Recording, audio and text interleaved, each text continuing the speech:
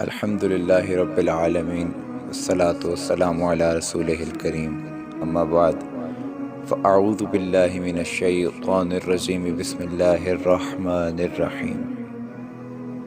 اللہ تعالی قرآن مجید فرقان حمید میں ارشاد فرماتے ہیں، لقد خلقنا الانسان فی احسن تقویم، بے شک ہم نے آدمی کو اچھی صورت پر بنایا، یعنی انسان احسن تقویم ہے۔ مگر ایک اور جگہ اللہ تعالیٰ قرآن کریم میں ارشاد فرماتے ہیں کہ ان الانسان لفی خسر، بے شک آدمی ضرور نقصان میں ہے، یعنی انسان خسارے میں ہے۔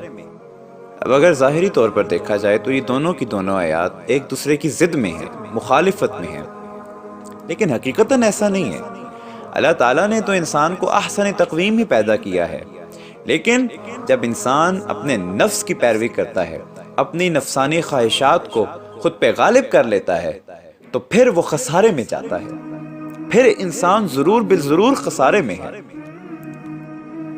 جیسے انسان اپنی پوری کی پوری جوانی مال کمانے میں لگا دیتا ہے، نہ وقت کا خیال ہوتا ہے، نہ صحت کا خیال ہوتا ہے، نہ حرام دیکھتا ہے، نہ حلال، نہ جائز دیکھتا ہے، نہ ناجائز دیکھتا ہے، نہ دن دیکھتا ہے نہ رات، بس ایک دھن کہ مال کمانا ہے، پوری جوانی اس میں گزار دیتا ہے۔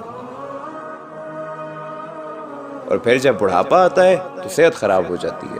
اب جو مال اس نے جوانی میں کمایا ہوتا ہے وہ صحت پہ لگانا شروع کر دیتا ہے تاکہ صحت کو دوبارہ سے بحال کیا جا سکے۔ تو جوانی گزری مال کماتے ہوئے اور بڑھاپا گزر گیا اسی مال کو صحت پہ خرچ کرتے ہوئے۔ حالانکہ یہ ہماری زندگی کا مقصد تو نہیں تھا، ہمیں اس لیے تو دنیا میں نہیں بھیجا گیا تھا، مگر ہم نے مال کو اپنی زندگی کا مقصد بنا لیا اور ساری زندگی اسی میں گزار دی۔ تو جب مال کے پیچھے ہم بھاگے، نفس کی پیروی کی، تو ہم خسارے میں رہے۔ اب مال کیوں کمایا؟ مال رزق کے لیے کمایا، اور پھر بڑھاپے میں اسی مال کو صحت پہ لگا کے موت کو ٹالنے کی کوشش کی جا رہی ہے۔ حالانکہ موت ایک اٹل حقیقت ہے۔ دونوں ہی صورتوں میں، رزق کے معاملے میں بھی اور موت کے معاملے میں بھی، انسان اپنی تقدیر کے ساتھ جنگ کر رہا ہے تدبیر کے ذریعے سے، یعنی تقدیر کو تدبیر سے ٹالا جا رہا ہے، جو کہ ممکن ہی نہیں ہے۔ یعنی رزق جو اللہ نے ہماری تقدیر میں لکھ دیا ہے ہمیں اتنا ہی ملنا ہے، اسی وقت پہ ملنا ہے جو اللہ نے مقرر کر دیا ہے، اور اسی طرح موت کا بھی وقت جو اللہ نے ہماری تقدیر میں مقرر کر دیا ہے، موت بھی اسی وقت آنی ہے۔ اس کو تدبیر سے ٹالا جانا ممکن نہیں ہے، اور اس کے باوجود ہم الٹی طرف چل رہے ہیں۔ یہاں پہ اب ایک اور چیز سمجھنے والی ہے کہ ایک چیز ہے ضرورت، ایک چیز ہے خواہش۔ اب ہماری جو ضرورت ہونی چاہیے تھی اسے ہم نے خواہش بنا لیا، اور جس کی ہمیں خواہش کرنی چاہیے تھی اسے ہم نے ضرورت بنا لیا۔ مثال کے طور پہ کھانا، زندہ رہنے کے لیے ہمیں کھانے کی ضرورت ہے، مگر ہم نے کھانے کو خواہش بنا لیا کہ ہم ساری زندگی اس کے پیچھے بھاگتے رہتے ہیں۔ اسی طرح لباس، دنیا میں رہنے کے لیے ہمیں لباس کی ضرورت ہے، لیکن ہم نے لباس کو بھی خواہش بنا لیا کہ مہنگے سے مہنگا لباس پہنا جائے، ٹھیک ہے، اور اسے ہم خواہش کے زمرے میں لے آئے، حالانکہ یہ ضرورت تھی۔ اسی طرح گھر بھی رہنے کے لیے دنیا میں ضروری ہے، لیکن ہم نے اسے بھی خواہش بنا لیا کہ بڑے سے بڑا گھر ہو، عالی شان سے عالی شان بنگلہ ہو، مہنگے سے مہنگا گھر ہو، اس میں گاڑیاں ہوں، ہر طرح کی سہولیات ہوں۔